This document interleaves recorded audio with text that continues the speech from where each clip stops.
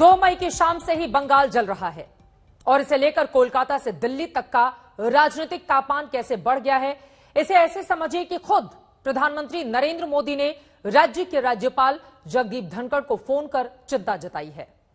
राजनीतिक हिंसा के खिलाफ आक्रामक बीजेपी का आरोप है कि 2 मई को नतीजे आने के बाद से ही टीएमसी के कार्यकर्ता गुंडागर्दी पर उतारू हैं। लेकिन रिजू दत्ता, सवाल की शुरुआत आपसे ही करते हुए, लोगों की लाशों पर जीत का जश्न मनाएगी टीएमसी?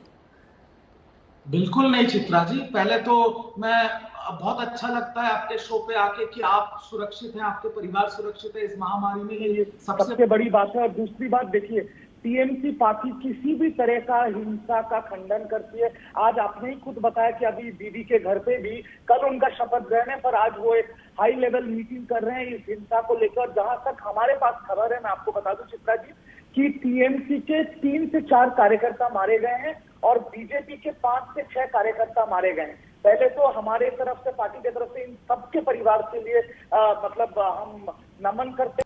आप बताइए, अभिजीत सरकार ये हमारा कार्यकर्ता था, फेसबुक लाइव करके उसने अपने मौत का मंजर दिखाया है। आप यहाँ पर हमारे को जो टीएमसी के प्रवक्ता कह रहे हैं कि ये बीजेपी की लड़ाई हो रही है। आप अभिजीत सरकार के उस फेसबुक लाइव को दिखाइए जहां वो दिखाता है कि टीएमसी के गुंडे उसके घर के अंदर घुस जाते हैं, घर के अंदर घुस के उसके घर को तहस नहस कर देते हैं। ये अभिजीत सरकार बेचारे कुत्ते पाला हुआ था, उसके कुत्ते के जो छोटे छोटे बच्चे थे उसे चाकू मार करके, चाकू गोद करके उसे मार देते हैं पटक पटक कर, और फिर अभिजीत सरकार को सड़क पे घसीट करके उसको सबके सामने लिंचिंग करके मारते हैं। अभिजीत सरकार तो नाम भी बता रहा है। आप सोचिए जरा, अगर जो हो रहा है बंगाल में आज, इसके 0.00001% भी भारतीय जनता पार्टी के किसी राज्य में, उत्तर प्रदेश में हो जाता, मध्य प्रदेश में हो जाता, तो अभी ये हाहाकार केवल हिंदुस्तान में नहीं, वॉशिंगटन पोस्ट से लेके न्यूयॉर्क टाइम्स से लेके यूनाइटेड नेशन तक ये विषय पहुंच चुका होता। तमाम लोग आके कह रहे होते भारत आज फेसिस्ट कंट्री बन गया है, आज हिटलर बन गए हैं नरेंद्र मोदी और अमित शाह जी। मगर आज देखिए बंगाल को लेकर जिस प्रकार की एक चुप्पी है, मुझे कुछ शब्द यहाँ जो इस्तेमाल किया गया उसको लेकर आपत्ति है। ड्रामा, नड्डा जी ड्रामा करने गए हैं, महिलाएं, और आप फोटो दिखा रही हैं, तस्वीर आज तक जैसा एक महत्वपूर्ण चैनल दिखा रहा है, घर धू करके जल रहे हैं, महिलाएं छाती पीट के रो रही है और कहा जा रहा है ये सब टीआरपी के लिए हो रहा है। सीटी स्कैन को लेकर जो लोगों में एक होड़ सी दिखती है कि लोग चाहते हैं कि जल्दी से सीटी स्कैन करवा लें जैसे ही कुछ लक्षण नजर आते हैं। क्या क्या नुकसान हो सकते हैं सीटी स्कैन के, डॉक्टर त्रेहन? आपको ये समझना है कि हर चीज जो हम बोल रहे हैं कि जैसे कोई टेस्ट है या कोई दवाई है, उसका उचित टाइम होता है इस डिजीज पैटर्न में। जब उसका उचित टाइम हो तभी करवाना चाहिए। ये नहीं कि लोगों में ये बह फैल गया कि सीटी स्कैन सबको कराना, ये बिल्कुल गलत बात है। इसके 2 नुकसान है। सीटी स्कैन में रेडिएशन होता है, आपको काफी सारा एक्सरे एक्सपोजर होगा, तो अगर जो अननेसेसरी है तो बिल्कुल नहीं करना है। जिसमें हम सोचते हैं कि ये सिंड्रोम बढ़ रहा है, क्योंकि एक चीज को नहीं देखते, हर इसमें टेम्परेचर, कितनी इंटेंसिटी है, क्या स्कोर है, सीटी स्कोर है उसका, वायरल लोड का, और उसके साथ साथ हम ब्लड टेस्ट कराते हैं जिससे पता लग जाए कि बॉडी में इन्फ्लेमेशन हो रही है कि नहीं।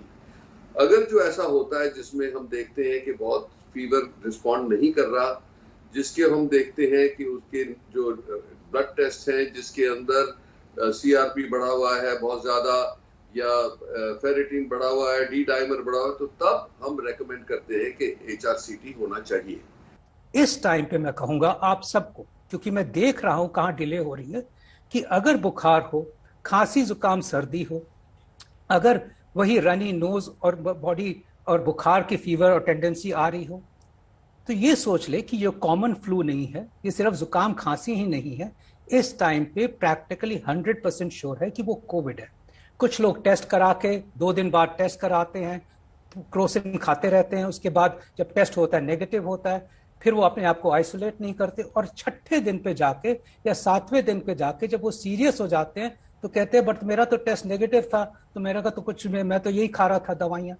अभी क्या हुआ है देखिए, 90% से ज्यादा लोग माइल्ड इन्फेक्शन के साथ ठीक तरह से ठीक हो जाते हैं, लेकिन उनके विजुअल्स तो टीवी के लिए ड्रामेटिक नहीं है। टीवी पे ये लोगों को हम देखते नहीं हैं, वो अपने आप ठीक होके अपने काम पे लग जाते हैं। लेकिन जो लोग आईसीयू में होते हैं, जो स्मशान घर में जो हो रहा है, वो ज्यादा टीवी पे दिखाई देता है। तो क्या हो रहा है श्वेता जी, लोग ये नहीं समझ पाते कि ये एक बहुत माइनॉरिटी है। आप देख रहे हैं कि जैसे बम्बई की केस ले लीजिए आप, तब हमारी जो टेस्ट पॉजिटिविटी रेट थी अराउंड 28 से 30% थी। अभी वो कम होके ये हफ्ते में करीबन आई है 10% पे। डबलिंग टाइम जो था वो करीबन 38 डेज था, वो अभी 100 के ऊपर चला गया है। मृत्यु दर थोड़ा सा बढ़ गया है, लेकिन अभी भी वो केस फेटेलिटी रेट 0.51% तक ही है। और ओवरऑल नंबर ऑफ केसेस जो 11-12 हजार थे पहले हफ्ते में अप्रैल के, अभी मई के पहले हफ्ते में वो कम होके 3-4 हजार पे आ गए हैं। हम सभी इसी उम्मीद में हैं, इसी इंतजार में हैं कि इस बुरे दौर से कब राहत मिलेगी। 1 अप्रैल से जो बुरा वक्त शुरू हुआ, उसने पिछले 1 महीने में परिवार के परिवार तबाह कर दिए। लोग आज भी ऑक्सीजन बेड दवाओं के लिए इधर उधर भटक रहे हैं। आज भी ऑक्सीजन बेड दवाएं ना मिलने से मौतें हो रही हैं। इतनी तबाही होने के बाद क्या हमें आगे और भी तबाही देखनी होगी, या फिर इसके बाद कुछ रहम होगी? एम्स के डायरेक्टर डॉक्टर रणदीप गुलेरिया से भी कोरोना के पीक पर बातचीत की। बहुत सारे लोग ऐसे अब पूछ रहे हैं ये खत्म कब होगा, केसेस का पीक कब होगा इंडिया में, और पीक के बाद जाहिर है डिक्लाइन भी होगा। आपके अंडरस्टैंडिंग में वो पीक कब एक्सपेक्टेड है? देखिए, अगर हम देखें तो एक हमारा देश बहुत बड़ा देश है, इसलिए हम कई अलग अलग क्षेत्र अलग अलग टाइम पे पीक करेंगे। अगर हम अभी वेस्ट इंडिया की बात करें तो वहाँ पे केसेस स्टेबलाइज होके कुछ हद तक कम होने शुरू हुए हैं। तो महाराष्ट्र में तो अब ऐसा लगता है जैसे पीक आ गया है। अगर हम सेंट्रल इंडिया की बात करें, दिल्ली और आसपास के क्षेत्र की, तो उसमें मुझे लगता है अभी कुछ दिन और लगेंगे। हो सकता है कि मिडिल ऑफ दिस मंथ तक शायद पीक आ जाए, लेकिन ये डिपेंड करता है कि हम लोग कितना कोविड अप्रोप्रिएट बिहेवियर मेंटेन करते हैं जिससे वायरस को आगे फैलने ना दें। लेकिन डर यही है कि फिर जो पैंडेमिक है थोड़ा ईस्ट इंडिया की तरफ ना फैले, कि वहाँ पे केसेस बढ़ना शुरू हो। असम और बंगाल में देखें तो वहाँ पे अभी केसेस बढ़ने शुरू हुए हैं, तो ये भी एक चिंता का विषय है। तो मेरा ये मानना है कि पीक जो है वो हर एक अलग अलग एरियाज में थोड़ा सेट अलग अलग टाइम में आएगा। लेकिन अगर हम पूरी तरह से कोविड अप्रोप्रिएट बिहेवियर निभाएं तो अगले इस महीने के एंड तक केसेस कम हो जाने चाहिए।